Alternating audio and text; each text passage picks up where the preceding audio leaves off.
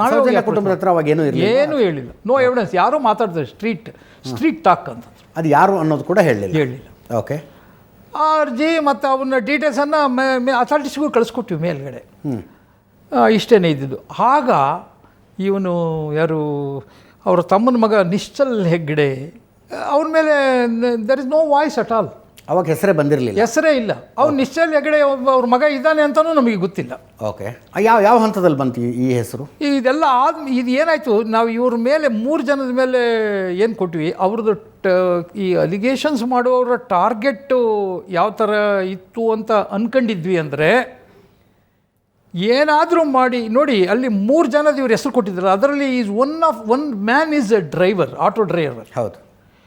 ಇವರು ಮೊದಲು ಅಲಿಗೇಷನ್ ಏನಿತ್ತು ಅಂತ ಹೇಳಿದರೆ, ಅಲ್ಲಿಗೆ ಡೆಡ್ ಬಾಡಿಯನ್ನು ಬೇರೆ ಕಡೆಯಿಂದ ತಂದು ಇಲ್ಲಿ ಹಾಕಿದ್ರು ಅಂತ. ತಂದು ಹಾಕಲಿಕ್ಕೆ ಒಂದು ವೆಹಿಕಲ್ ಬೇಕು. ಆ ವೆಹಿಕಲ್ ಆಟೋ ರಿಕ್ಷಾ ಆಗಿರಬಹುದು, ಒಂದು ಡ್ರೈವರ್ನ ಇನ್ವಾಲ್ವ್ ಮಾಡುವ ಅಂತಹ ಸಮಸ್ಯೆಯು ಅದು ಆ ಐಡಿಯಾ, ಕ್ರಿಮಿನಲ್ ಐಡಿಯಾ ಇತ್ತೋ ಏನೋ ಅನ್ನುವ ಒಂದು ಅಪನಂಬಿಕೆ ಬರುತ್ತೆ. ಈಗ ಅವನು ಒಂದು ವೇಳೆ ಇದ್ದಿದ್ದೇ ಆಗಿದ್ರೆ ಅವಳಿಗೆ ರೇಪ್ ಇದು ಇಂಟರ್ಕೋರ್ಸ್ ಸಕ್ಸಸ್ಫುಲ್ ಆಗಿ ಆಗ್ತಿತ್ತು. ಇವನಿಗೆ ಆಲ್ರೆಡಿ ಮ್ಯಾರಿಡ್ ಅನ್ನು ಮತ್ತು ಮಗು ಎಲ್ಲ ಇದೆ. ಅದರಲ್ಲಿ ಇವನಿಗೂ ಇದೆ. ಇನ್ನೊಬ್ರು ಯಾರು ಅವನು ಮಗುದು ಇದನ್ನು ಮಲ್ಲಿಕ್ ಜೈನ್ ಅವನಿಗೂ ಇದೆ.